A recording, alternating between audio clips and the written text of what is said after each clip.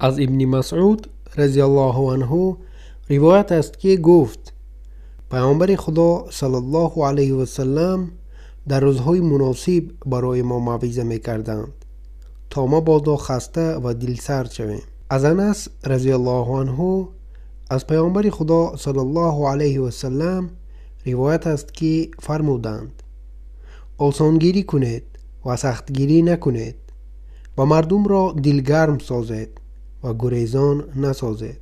از معاویه رضی الله عنه روایت است که گفت از پیامبر خدا صلی الله علیه و سلم شنیدم که فرمودند کسی که خداوند برایش اراده خیر داشته باشد برای وی در امور دین دانش می دهد. من تقسیم می کنم و خداوند می دهد و این امت تا ظهور نشانه های قیامت با امر خداوند پایبند خواهند بود و مخالفت دیگران ضرر به ایشان نمی رساند. از ابن عمر رضی الله عنه روایت است که گفت در حضور پیامبر خدا صلی الله علیه و سلم بودیم که برایشان خوشه خرمای نورسه آوردند. فرمودند از جمله درختها درختی است که خاصیت مسلمان را دارد. میخواستم بگویم که این درخت خرما است، ولی چون من خردترین فرد آن مجلس بودم سکوت نمودم. از عبدالله ابن مسعود رضی الله عنه روایت است که گفت پیامبر خدا صلی الله علیه و سلم فرمودند رشک بردن بجز در دو چیز روا نیست. یکی در شخصی که خداوند برایش مال و دارایی داده و او را قادر ساخته است که آن مال را در راه خیر صرف نماید. دومی کسی است که خداوند برایش حکمت و دانش ارزانی داشته است و او با این حکمت و دانش در بین مردم قضاوت می کند و آن را به دیگران هم می آموزد.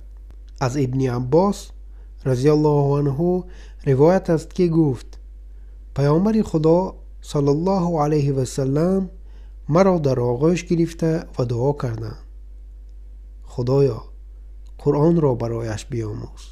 و از ابن عباس رضی الله عنه روایت است که گفت در زمانی که قریب به بلوغ بودم بر خری ماده سوار شدم و در طرف مینا آمدم و پیامبر خدا صلی الله علیه و سلم بدون آن که دیوار پیش رویشان قرار داشته باشد نماز می‌خواندند.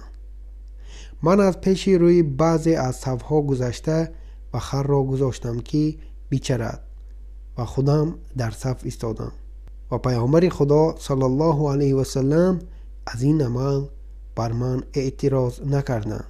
از محمود ابن ربیع رضی الله عنه روایت است که گفت بیاد دارم که پیامبر خدا صلی الله علیه و سلم در زمانی که من 5 ساله بودم آب را از ستیل به دهان خود گرفته برایم پاشیدند. از ابو موسی رضی الله عنه روایت است که گفت پیامبر خدا صلی الله علیه و سلم فرمودند هدایت و علمی که خداوند مرا به آن مبعوث ساخته است مانند باران فراوانی است که بر زمین میبارد. بعضی از این زمین ها پاک بوده آب را جذب کرده و از آن سبزه و گیاه می روید و نوع دیگری از زمین آب را در خود نگه داشته و مردم از آن برای نوشیدن آبیاری و زراعت استفاده می کنند و نوع سوم زمینی است که هموار و سخت است نه آب را ذخیره می کند و نه حاصل می دهد. همچنین است موقف مردم زیرا در مردم کسانی اند که دین خدا را آموخته و از آن چی که خداوند مرا به آن مبعوث ساخته است منفعت میبرند به طوری که خودشان آموخته و به دیگران هم تعلیم میدهند و کسانی اند که به این چیزها التفات نمی کنند و هدایت خداوندی را که من به آن مبعوث شدم اصلا قبول نکردند. از انس رضی الله عنه روایت است که گفت پیامبر خدا صلی الله علیه و سلم فرمودند از علامت قیامت این است که علم از بین می رود و جهل جایگزین آن می گردد. شرابخوری رواج یافته و زنا منتشر می شود.